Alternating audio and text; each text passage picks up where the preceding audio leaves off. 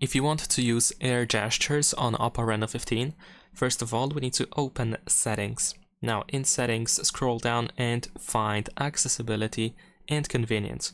Once we go to Accessibility and Convenience, then you should be able to find the gestures and motions. And now in here, we should be able to also find those air gestures.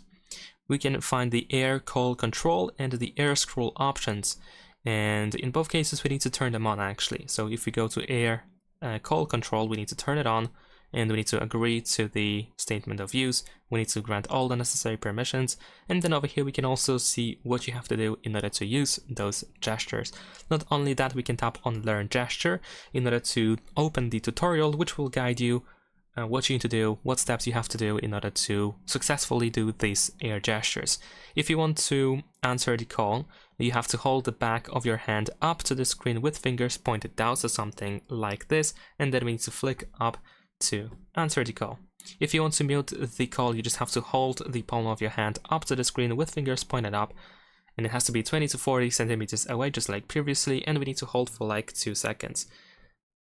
So if we hold, I don't want to really cover the view for you, but essentially if we hold our hand, and then you will see that we have this timer, and there we go.